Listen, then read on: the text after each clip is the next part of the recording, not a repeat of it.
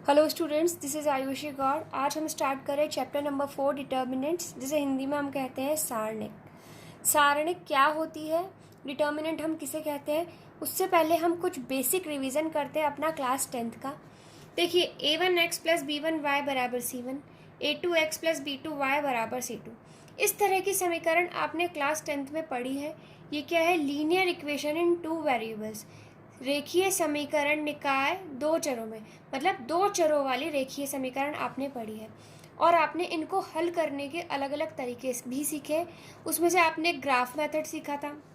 देखिए, ग्राफ जब हम बनाते हैं तो अगर ग्राफ आपस में इस तरह काट रहा है तो ये आपका कहलाता है अद्वितीय हल, मतलब यूनिक सॉल्यूशन। यूनिक सॉल्यूशन का मतलब क्या होता है कि एक्स और वाई के आपको सिर्फ एक एक मान मिलेंगे, एक्स का और वाई का एक मान मिलेगा। अगर लाइनें आपकी पैरेलल हैं, समांतर अगर लाइनें बनती हैं, तो वो आपका कहलाता है नो सॉल्यूशन, मतलब हल विद्यमान नहीं है। अगर लाइन एक के ऊपर एक बन जाती है, लाइन अगर कोइंसाइड करती है, या फिर हम इसे क्या कहते हैं हिंदी में, संपाती अगर रेखाएं होती हैं, तो वो कहलाती है आपकी अनंत सॉल्यूशन। अनंत मतलब इनफाइनाइट सॉल्यूशंस कहलाते हैं।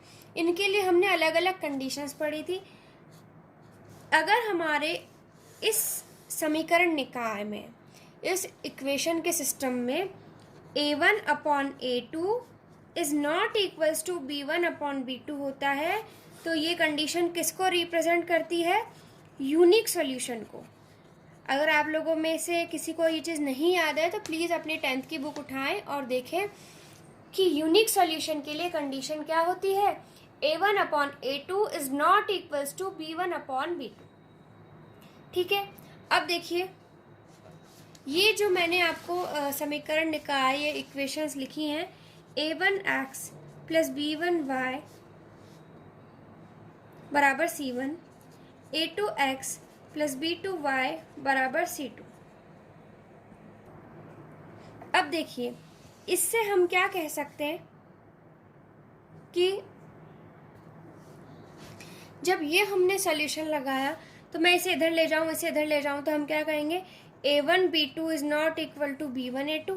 इसे मैं इधर ले आऊं तो क्या कहूंगी? a1 b2 minus b1 a2, और यहाँ पर नॉट इक्वल, इसे मैं इधर लाई तो ये माइनस में हो गया, नॉट इक्वल टू 0। इसका मतलब क्या है कि a1 b2 minus b1 a2 जो है वो शून्य के बराबर नहीं होना चाहिए। अगर ये शून्य के बराबर नहीं है, इट मीन्स अगर ये 0 के बराबर नहीं है, तो ये क्या होगा? इसकी कोई वैल्यू होगी, कोई इसका अद्वितीय मान होगा। अगर उस अद्वितीय मान को हम इस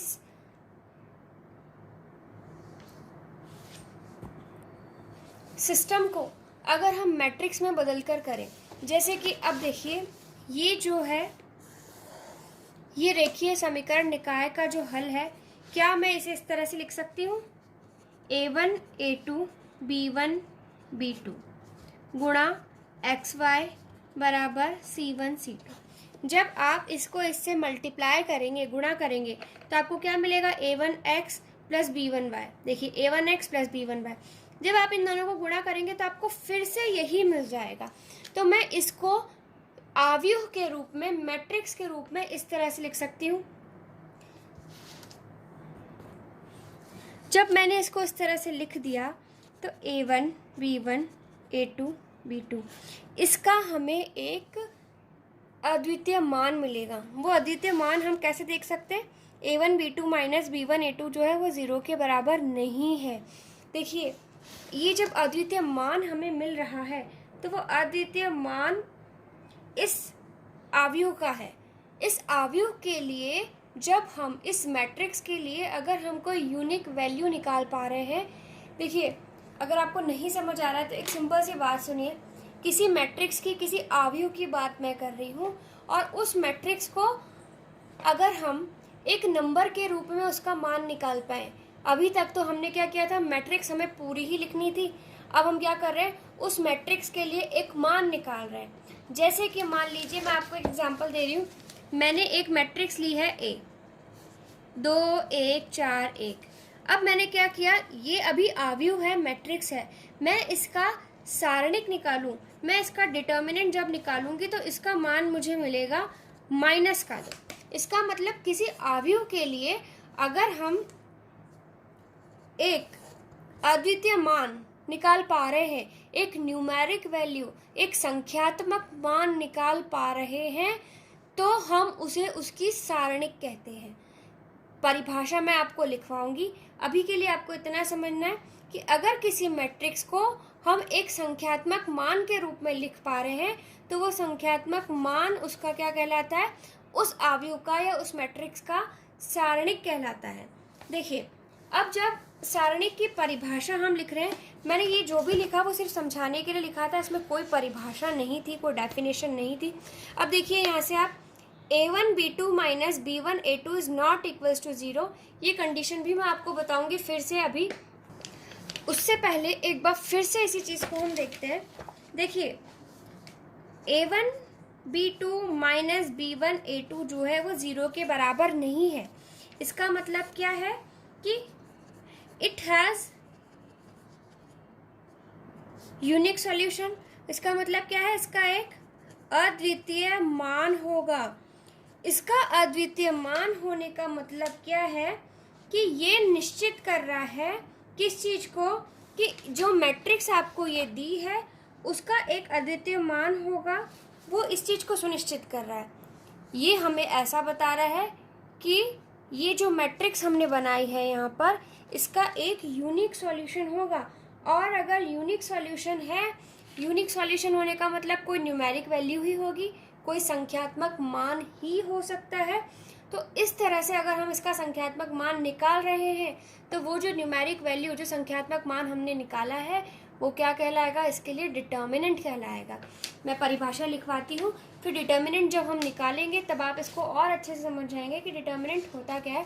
डेफिनेशन आप लोगों को ये ऊपर वाला अभी कुछ भी नहीं लिखना है, आपको लिखना सिर्फ यहाँ से स्टार्ट करना है। डेफिनेशन हम लिख रहे हैं, लिखिए, every square matrix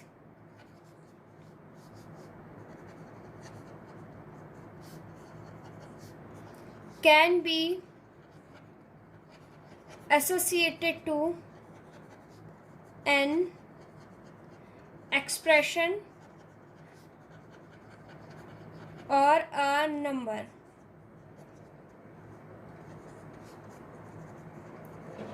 which is known as its determinant। Hindi में लिखेंगे,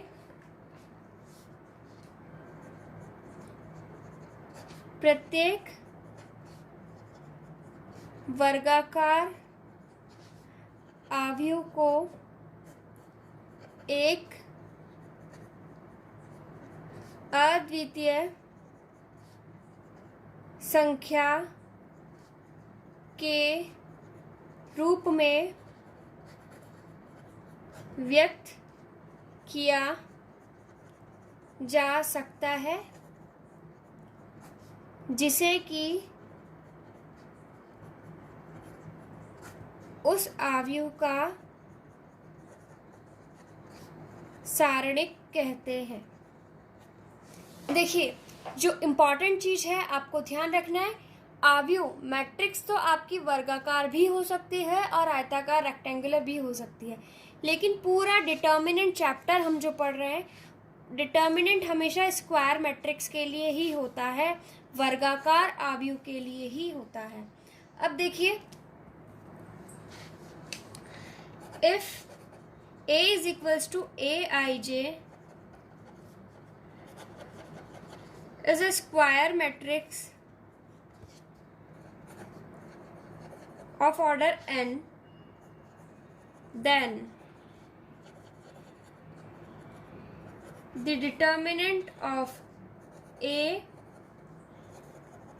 is denoted by determinant A or determinant A। Determinant अगर हमें लिखना है तो हम किस तरह से लिखेंगे? अगर A कोई मैट्रिक्स है तो डिटर्मिनेंट A को हम इस तरह से लिखते हैं या फिर इस तरह से लिखते हैं। हिंदी में लिखेंगे,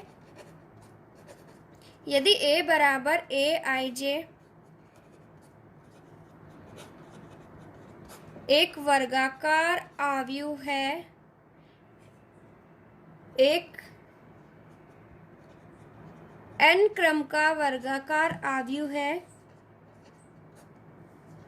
तब A की सारणिक को डिटर्मिनेंट A और डिटर्मिनेंट A द्वारा प्रदर्शित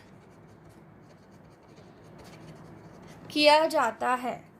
देखिए, डिटर्मिनेंट A जब भी लिखेंगे हम या तो इस तरह से लिखेंगे या इस तरह से लिखेंगे। याद रहे, मैट्रिक्स जो है उसे हम कौन से ब्रैकेट में लिखते हैं? ऐसा ब्रैकेट बनाते हैं हम किसके लिए? आव्यूह के लिए।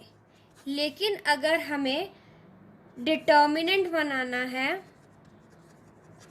मतलब अगर हमें सारणिक बनानी है, तो उसके लिए हम इस तरह से दो डंडों का सीधी लाइंस वाले ब्रैकेट्स का यूज़ करेंगे। मैट्रिक्स या आव्यूह में हम ऐसा ब्रैकेट बनाते हैं, डिटर्मिनेंट और सारणिक में हमेशा इस तरह से ब्रैकेट बनता है। ठीक है, अब देखिए, कुछ नोट मैं आपको लिखवाऊंगी, वो आपको लिखना है और समझना है। पहली चीज़ तो मान लीजिए, चलो एक एग्जांपल लेते हैं हम। एग्जांपल A बराबर, अगर आपको एक मैट्रिक्स दे रखी है 2 4 3 1, तो इसके डिटर्मिनेंट को हम कैसे लिखेंगे? Determinant A। इसका मतलब डिटर्मिनेंट मैं अब इसे इंग्लिश में ही बोलूँगी, क्योंकि हिंदी में भी इसे इस तरह से लिखा जाएगा DETA, या फिर A की सारणिक इस तरह से। ठीक है, तो डिटर्मिनेंट A, अगर A कोई आव्यूह दे रखा है तो उसकी सारणिक का मान क्या होता है, उसे हम कैसे लिखते हैं उसकी सारणिक को? ये, अगर A कोई मैट्रिक्स है तो उसकी सारणिक को हम इस तरह से लिखेंगे। क्या होगा? ब्रैकेट बदल जाएगा। इसका मान कैसे निकालेंगे हम, वो बाद की बात है। अभी सिर्फ हम इसको रिप्रेजेंट करना सीख रहे हैं, इसको प्रदर्शित करना सीख रहे हैं। अब देखिए, यहाँ मैंने डिटर्मिनेंट A लिखा है, तो ऐसा नहीं है कि आप इसे इसका मापांक पढ़ लें। दिस इज नॉट मॉड्यूलस, ये सारणिक का चिन्ह है, डिटर्मिनेंट को रिप्रेजेंट करने का तरीका है। ये जो है ये मापांक नहीं है। दिस इज नॉट मॉड्यूलस, आप इसे मॉड्यूलस नहीं पढ़ेंगे, ये डिटर्मिनेंट है।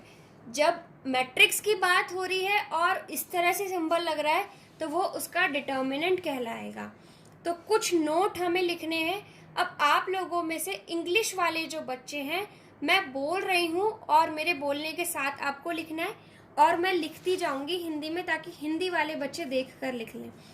पहला जो नोट है, लिखिए, determinant A is read as determinant, चलिए मैं लिख देती हूँ, determinant A is read as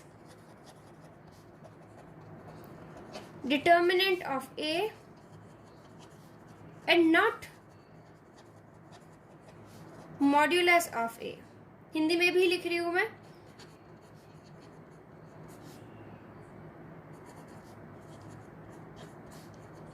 इसको A की सारणिक पढ़ा जाता है, ना कि A का मापांक। ये पहला हो गया नोट। सेकंड जो नोट है,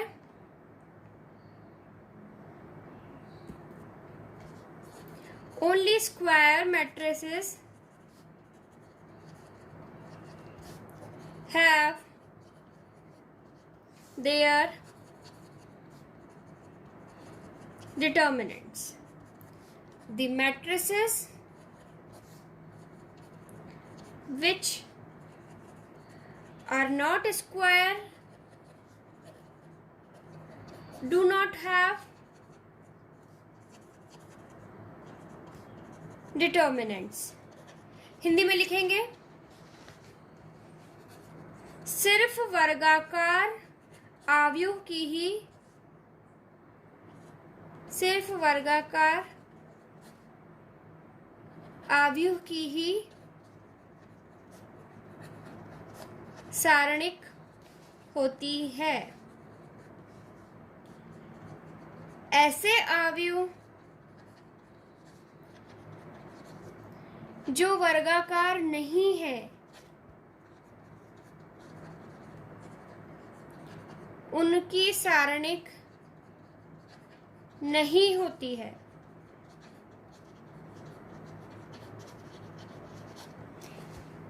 देखिए मेरे हिंदी और इंग्लिश मुझे दोनों में लिखना पड़ता है, इसलिए मैं बहुत ज़्यादा जल्दी जल्दी लिख रही हूँ। आई होप आप लोगों को मेरी राइटिंग समझ में आ रही होगी। अगर नहीं आ रही है मेरी राइटिंग समझ में तो समझने की थोड़ी कोशिश कीजिए, या फिर आप मुझे मैसेज में लिख के बता सकते हैं कि आपको मेरी राइटिंग समझ में आ रही है या नहीं आ रही है। चलिए हम स्टार्ट करते हैं। नेक्स्ट, ये 2 नोट हैं जो आपको ध्यान रखने हैं। उसके बाद में कुछ चीज़ें मैं आपको लिखवा देती हूँ।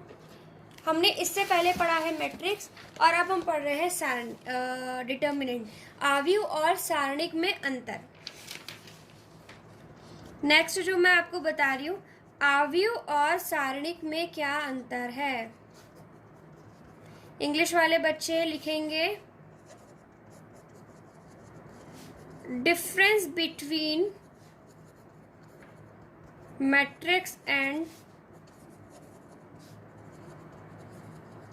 डिटर्मिनेंट्स। इन दोनों में फर्क क्या है। फर्स्ट वाला जो है,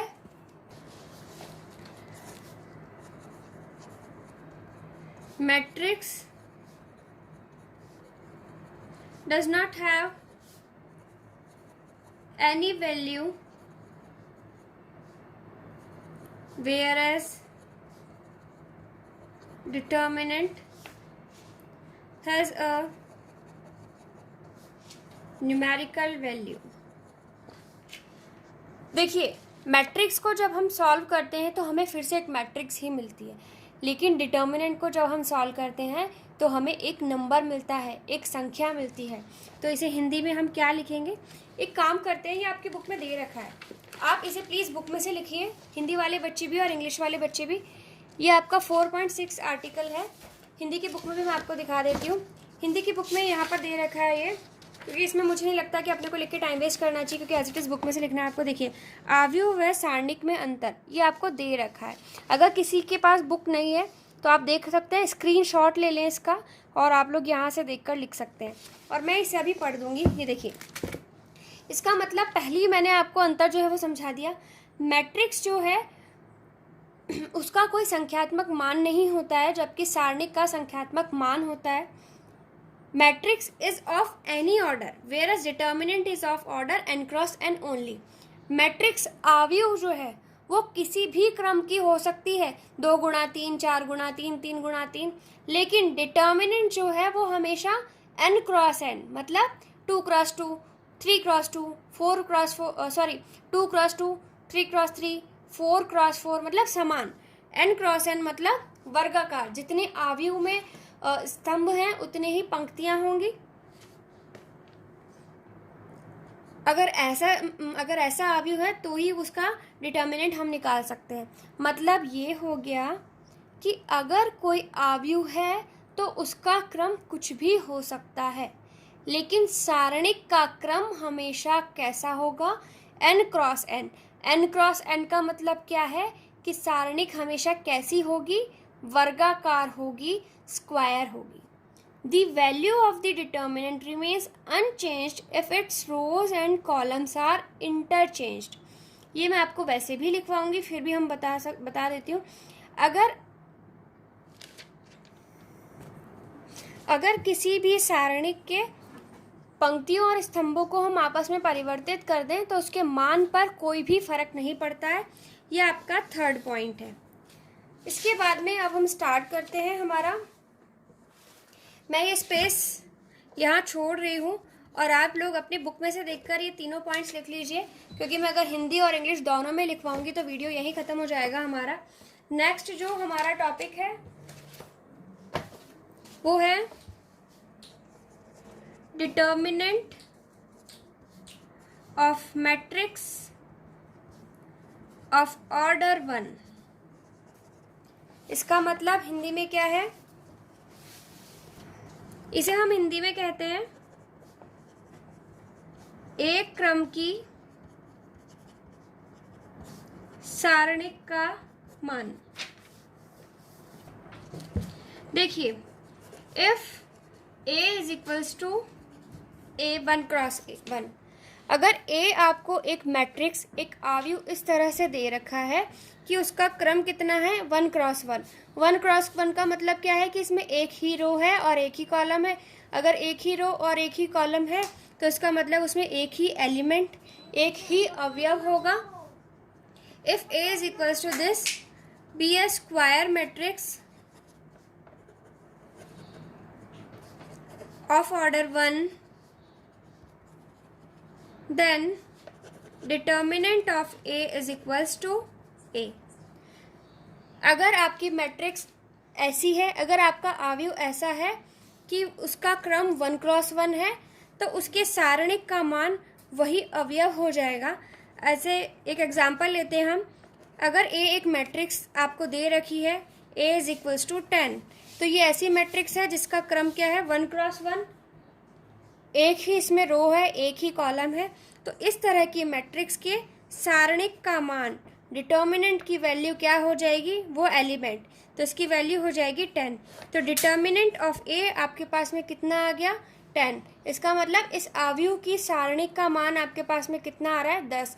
ये सिर्फ तब के लिए है जबकि आपका आव्यूह 1 क्रॉस 1 ऑर्डर का है, मतलब उसमें एक ही पंक्ति और एक ही स्तंभ है। अगर ऐसा है तो उसकी सारणिक का मान वही आ जाएगा जो आपके आव्यूह में अवयव दे रखा है। एक क्रम की सारणिक के मान के बाद में अब हम आ रहे हैं दो क्रम की सारणिक के मान पे।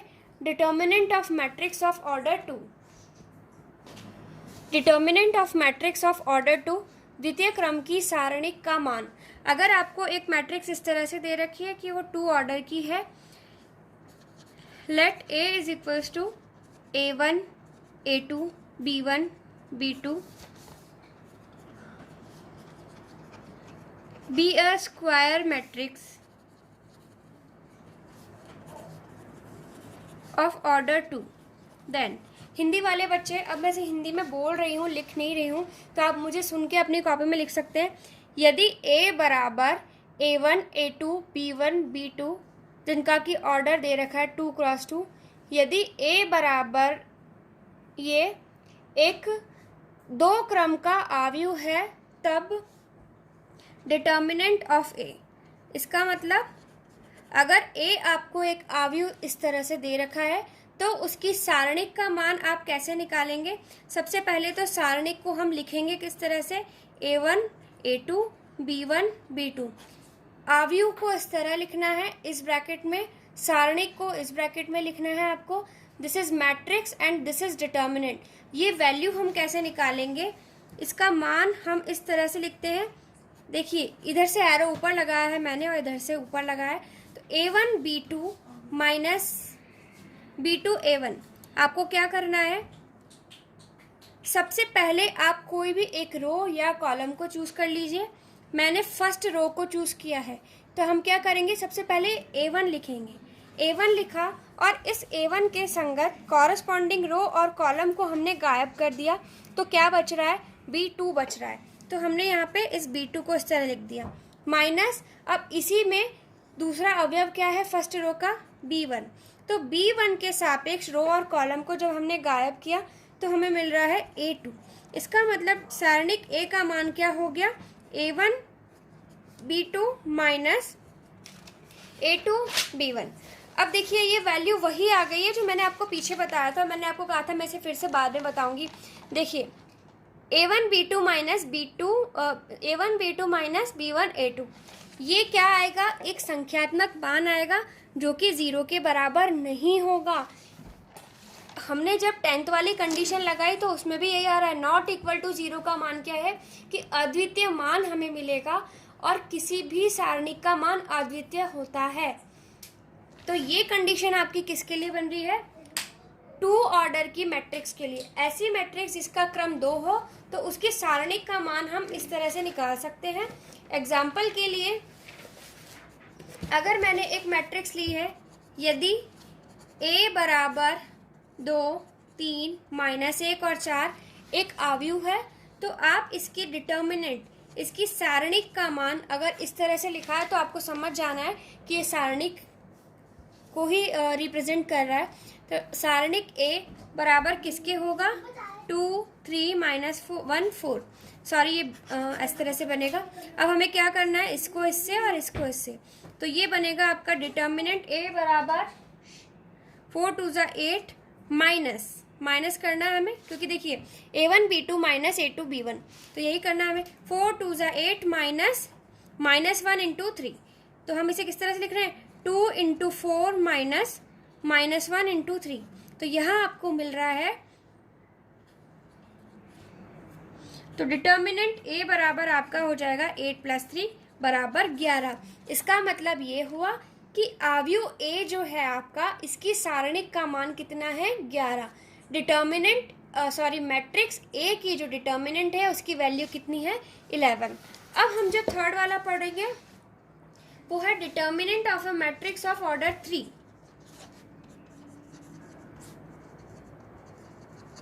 Determinant of a matrix of order 3,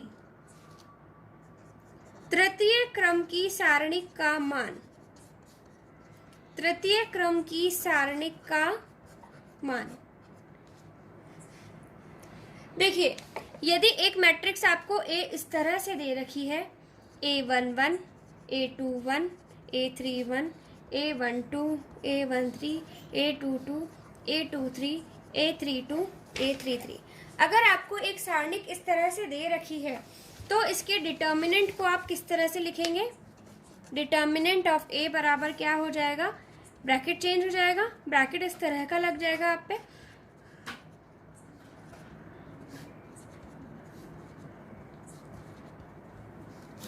इसका मान हम कैसे निकालेंगे, अब ये आपको ध्यान से देखना है, क्योंकि फर्स्ट ऑर्डर और सेकंड ऑर्डर तो आप आसानी से निकाल लेंगे, लेकिन आपको दिक्कत आएगी तो वो इसमें आएगी। देखिए, हमें क्या करना है, जब हम इस तरह के सारणिक को हल करते हैं तो हमें हमेशा क्या करना होता है, किसी भी रो या किसी भी कॉलम को आप चुन सकते हैं। मैंने क्या किया है, सबसे पहले फर्स्ट रो को चुन लिया है, यहाँ से इसको मैंने सेलेक्ट किया। अब मैं इसका मान कैसे निकालूंगी, मैं इसे फर्स्ट रो के अलाउंग एक्सपेंड कर रही हूँ, हम इसे एक्सपेंड करना कहते हैं। मैं लिख रही हूँ एक्सपेंडिंग अलाउंग R1। R1 का मतलब आपको पता है रो 1, हिंदी में हम इसे लिखेंगे R1 के सापेक्ष प्रसार करने पर। मैंने क्या किया, R1 के सापेक्ष प्रसार किया है। अगर आप किसी और दूसरी रो या किसी भी कॉलम के सापेक्ष इसका प्रसार करें या एक्सपेंड करें तो भी रिजल्ट हमेशा सेम ही आएगा। अब देखिए, डिटर्मिनेंट A का मुझे मान निकालना है, तो हमें क्या करना है, R1 का फर्स्ट एलिमेंट क्या है, A11। तो सबसे पहले हम A11 लिखेंगे, और A11 लिखने से पहले हमें इसके आगे लिखना है -1 की पावर 1 + 1, ठीक है। -1 तो हमेशा आएगा ही, और उसके ऊपर हमें 1 + 1 लिखना है। फिर उसके बाद में फर्स्ट एलिमेंट क्या है, A11। अब क्या करना है हमें, हमने इस वाले एलिमेंट को सेलेक्ट किया है, इस वाले को, तो इसके संगत रो को और कॉलम को मैंने छुपा दिया, तो मेरे पास क्या बच रहा है, ये वाला बच रहा है। तो इसे हम फिर से सारणिक के रूप में लिख लेंगे, A22 A23 A32 A33। इसके बाद में हमें क्या करना है, फिर से -1 की पावर, अब मैंने A11 ले लिया, अब मैं A12 को लूँगी, क्योंकि मैं R1 के सापेक्ष प्रसार कर रही हूँ, मैं एक्सपेंड कर रही हूँ R1 के अलाउंग। तो R1 में फर्स्ट एलिमेंट मैंने ले लिया, अब मुझे सेकंड एलिमेंट लेना है, तो -1 की पावर A12 है, तो यहाँ बन जाएगा 1 + 2, और अब मुझे यहाँ पे लिखना है A12। अब मैं क्या करूँगी, इस A12 के सापेक्ष रो को और इस वाली कॉलम को हटा दूँगी, तो मेरे पास क्या बच रहा है, A21 A31 A21 A31 और A23 A33, ठीक है। अभी भी मेरे R1 में A13 बाकी है, तो अब मुझे क्या करना है, -1 की पावर 1 + 3 A13, फिर से वही चीज़, A13 है तो इसके सापेक्ष रो को और कॉलम को जब हम छुपा दें तो हमारे पास में क्या बच रहा है, देखिए ये छुपा दिया मैंने, तो मेरे पास में क्या बच रहा है, ये बच रहा है। तो A21, A31, A22, A32, ये हमने इसे इस तरह से लिख लिया। अब द्वितीय क्रम की सारणिक को मैंने आपको हल करना बताया है, इसको इससे और इसको इससे। तो डिटर्मिनेंट ए का मान क्या हो जाएगा, देखिए -1 की पावर 1 + 1 मतलब -1 की पावर 2, तो यहाँ पे तो पॉजिटिव बन जाएगा A11, और जब मैंने इसको इससे गुणा किया, इसको इससे गुणा किया, तो मुझे यहाँ पे क्या मिल रहा है, A22, A33 -A23, A32, फिर -1 की पावर 3, तो यहाँ पे मुझे माइनस में A12 मिलेगा, यहाँ पे क्या मिलेगा, A21, A33 -A23, A31, -1 की पावर 4, तो ये तो प्लस हो जाएगा, और A13 ये क्या बनेगा आपका, A21, A32, क्योंकि हमें इसको इस तरह से इससे गुणा करके ऐसे करना है, तो A22, A31। तो तृतीय क्रम की जो सारणिक होती है उसका मान ये होता है। ये आपको याद नहीं रखना, सिर्फ कैलकुलेशन करोगे तो बहुत इजी हो जाएगा। एक एग्जांपल करके दिखाऊंगी तब। देखो, द्वितीय क्रम की सारणिक का मान सिंपल सा निकाल सकते हैं हम, इसको इससे गुणा किया माइनस इसको इससे गुणा किया। तृतीय क्रम की सारणिक का मान आपको इस तरह से निकालना है। अब कैसे निकालना है वो मैं आपको बता चुकी हूँ। अब हम करते हैं इसका एक एग्जाम्पल। एग्जाम्पल के लिए आपकी बुक में से हम एक क्वेश्चन ले लेते हैं। चलिए एक एग्जाम्पल हम लेते हैं पहले।